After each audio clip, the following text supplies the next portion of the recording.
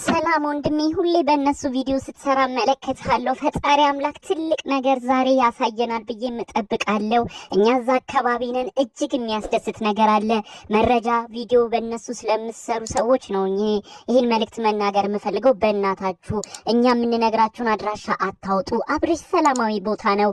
ዛሬም እኛ በነበርንበት መንፈሳዊ ቤተክርስቲያን ቦታም እዛው ከሄርሜላ ጋር ተመልክተነዋል። ጥሩ እየነቃ ይመስላል።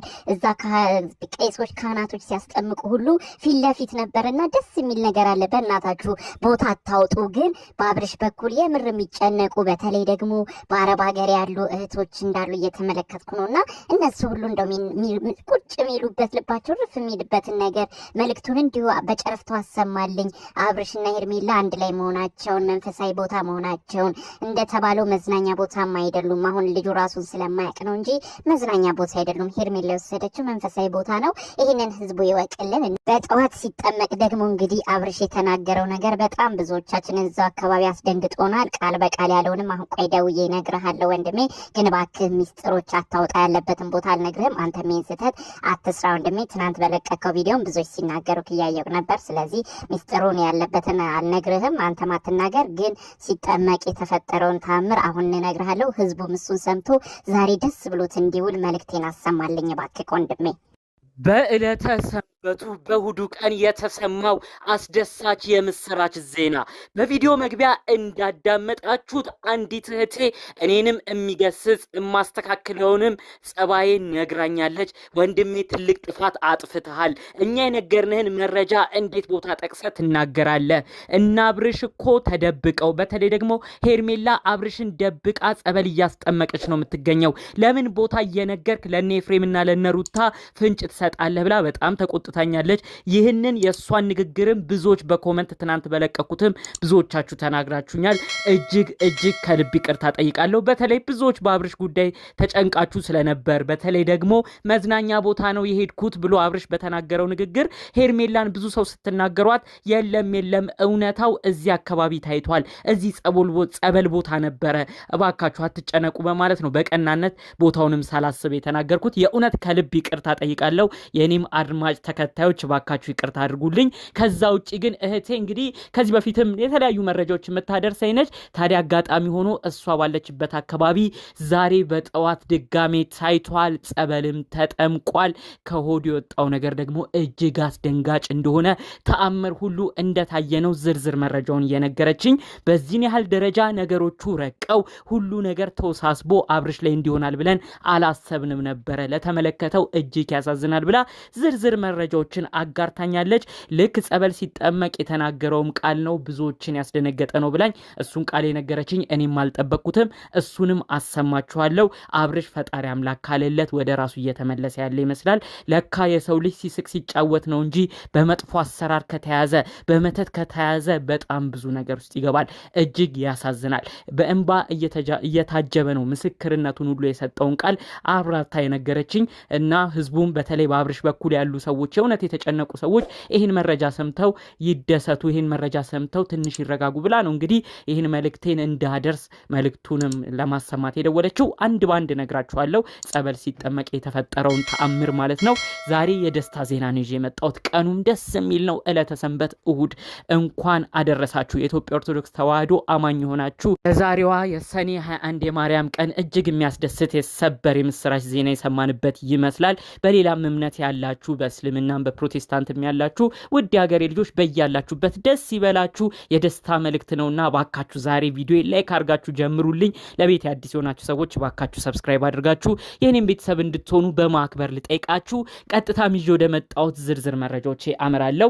እንግዲህ የተለያዩ መረጃ የምታደርሰኝ እህቴ ትናንት ባደረኩት ነገር ተቆጥታኛለች። እኔም ምክሩን ተቀብያለሁ።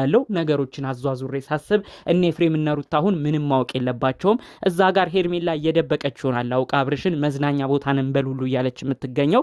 ስለዚህ እነሱ የደበቁትን ነገር እኔ ለምንድን ነው እዚህ ጋር በቀናነት ለህዝቡ እንዲሰማ ህዝቡ እንዲደሰት እየተናገርኩ የምሸወደው ብዬ እንግዲህ ቦታ አልናገርም። ያሉበትን ቦታ ለሁሉም ደህንነት ለአብርሽም ጤንነት ሲባል። ከዛ ውጪ ግን ጸበል ዛሬ እሁድ ጠዋት እንደተጠመቀ ነው እንግዲህ ደውላ ስታወራኝ የነበረው። ይህች እህቴ እንግዲህ ብዙ ነገር ነው የነገረችኝ። ጸበል ሲጠመቅ የመጀመሪያውን አለቀሰን ያለችኝ፣ በመቀጠልም ሲያስመልስ ነበረ። ከሆዱኛ ምን እንደወጣ ራሱ ግራ እስኪገባን ድረስ ለረጅም ሰዓት ሲያስመልስ እንደነበር ከዛም እያለቀሰ በቃ ምንም ነገር መናገር አቅቶት ሲያለቅስ እንደነበረ ነው ስትነግረኝ የነበረው። ኮዱ የወጣው ነገር ተአምር ብሎ ሁሉ ህዝቡ ከቦ ሲመለከት ነበር። ጸበል የሚጠመቅበት ቦታ ትንሽ ከአዲስ አበባ ወጣ ያለ ቦታ ነው ያለችኝ። አንዳንድ ዩቲዩብ ላይ የሚያውቁት ሰዎች ተገርመው እንዴ ይሄ አብርሽ አይደል ይሄ አብርሽ አይደል እያለ ብዙ ሰው እየተረባረበ ወደሱ ሲሄድ ነበር አለች። ከዛ ውጭ ያለ ሰው ግን በጣም በሁኔታው በመደነቅ ምንድነው ይሄ ግለሰብ ታዋቂ ነው ወይ ያሉ ሌሎች ሰዎች ሁሉ ከበው ሲመለከቱ ነበር ብላ ነው እንግዲህ በዝርዝር መረጃውን የነገረችኝ።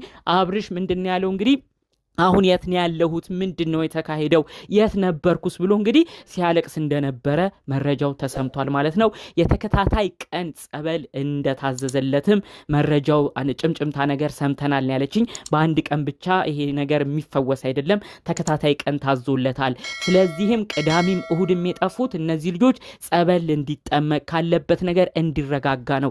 እባካችሁ በተለያየ ቦታ እንዳንተም ቀናነትን እያሰቡ ቦታ እየጠቆሙ እዚህ ነው የሚሉ ሰዎችም ይቆጠቡ። ሄርሜላ ሁሉን ነገር ሽፍንፍና አድርጋ እየሸወደች እነሩታ ቀዝቀዝ እንዲሉ አውቃ እየሸወደች ይሄንን ወንድማችንን ግን ወደ መንፈሳዊ ቦታ እንዲጠጋ እያደረገች ነው። እናም ሄርሜላን እባካችሁ ሰዎች ብዙ ነገር መጥፎ አትናገሩ ብላ ነው እንግዲህ በዝርዝር መረጃዎቹን መልእክቶቹን ያስተላለፈችልኝ። እዛው አካባቢም እንግዲህ ቤት እንደተከራዩም አይነት ነገር ጭምጭምታ ስትነግረኝ ነበር። ትናንት ካያችሁም እንግዲህ እነ ኤፍሬም በማን አለብኝነት ቤት ሰብረው ቤት ገንጥለው ሄርሜላ ቤት ገብተዋል። አብርሽንና ሄርሜላን አላገኙም ማለት ነው። ያገኙት የሄርሜላን እህትና ወንድም ነው ማለት ነው። ይሄ ራሱ የሆነው እንግዲህ በዋነኝነት ሄርሜላ አብርሽን ይዛው ስለሄደች ነው። ስለዚህ እባካችሁ በዚህ ጉዳይ ከሰሞኑ ባለውም ነገር የተጨናነቃችሁ ሰዎች እውነት ጉዳዩ ሁሉ ሄርሜላ እጅ ገብቷል። ሄርሜላም የሚሆነውን ነገር መላመላ እያለች ነው። በጸሎት እናግዛት። ሄርሜላ በፍጹም መዝናኛ ቦታ አትወስደውም። እንኳን እጇ ገብቶ አይደለም ገና አብርሽ ወደ እህቱ ቤት ሲመለስ ወደ ቡዜ ቤት ሲመለስ የተናገረችው ቃል ይሄ ነበረ። እህታችን ቡዜ እባክሽ አብርሽን አድኝልን፣ አሁን መሄድ ያለበት ቸርች ወይም ደግሞ መንፈሳዊ ቦታ ነው ብላ ስትናገር ነበር። ታዲያ እንደዚህ የምትመክር ሁሉን ነገር ጠንቅቃ የምታውቅ ሄርሜላ እንዴት ነው ከእህቱ ቤት ደግሞ እሷ እጅ ሲገባ ይህን ልጅ መዝናኛ ቦታ የምትወስደው? ለአብርሽ የሚገባውን ለአብርሽ የሚሆነውን አስቀድማ የምታውቅ ነች። እንኳን እጇ ገብቶ አይደለም እህቱ ጋርም እያለ ጸበል ይጠመቅ ስትል የነበረች እህት ነች። ስለዚህ ሄርሜላ ሁሉን ነገር ስለምታውቅ ለሁሉን ነገር ለሷ እንተውላት። አሁንም ቢሆን ሰዎቹ የተለያየ ችግር እንዳያመጡ እነሩታና ኤፍሬም አሁንም ቢሆን አብርሽን ካለበት ነጥቀው ወስደው ድጋሚ እንዳያፈዙት ድጋሚ እንዲታመም እንዳያደርጉት ነው። ጉዳዮቹ ሁሉ እንዲደባበሱ እያደረገች ወደ ራሷ እንዲመለስላት ወደ መንፈሳዊ ቦታ እንዲያተኩርላት ሄርሜላ እያደረገች የምትገኘው። እመኑኝ ትናንትና አብርሽ የተናገረው ቃል ከራሱም ሆኖ አይደለም የተናገረው፣ መዝናኛ ቦታ ያለው ሁሉም ውሸት ነው። ሁሉም እውነታ ሄርሜላ ጋር አለ። ስለዚህ ባካችሁ ይህን ነገር ከጎኗ ሆነን በጸሎት እንድናስባት ነው መልእክቴን ማስተላለፍ የምፈልገው። በሌላ ጉዳይ ኤፍሬም በድፍረት የሰው ቤት በማይገባ መልኩ እንግዲህ ታግሎ በር አስከፍቶ ሲገባም አይተናል። ይሄ ራሱ ሌላ ችግር ነው የሚያመጣው። ተመልከቱ። ሄርሜላ ነገሮቿን ሁሉ አካሄዶቿን ሁሉ ባታሳምር ኖሮ አብርሽን ይዛው ባትወጣ ኖሮ እነ ኤፍሬም ትናንትና በመጡበት ጉልበታቸው አብርሽን ይዘውት ሄደው ድጋሚ አብርሽ እንዲያብድ ነበር የሚያደርጉት። ነገር ግን ሄርሜላ ብልጧ፣ ነገር ግን ሄርሜላ የዋሃ፣ ፈጣሪም የሚረዳት ሄርሜላ ከጎኗ ያሉትን ነገሮች ሁሉ አስተካክላ ነው አብርሽን ይዛው የሄደችው ማለት ነው። ኤፍሬም በዚህ ነገር ራሱ ገና ዋጋ እንደምትከፍል መረጃው እየተሰማብህ ይገኛል። የሰው ቤት ገንጥሎ መግባት ምን አይነት ተጠያቂነት እንደሚያመጣ በዛ ላይ በቪዲዮ እየተቀረጽ ማስረጃ እየተቀመጠብህ የሰው ቤት መግባትህ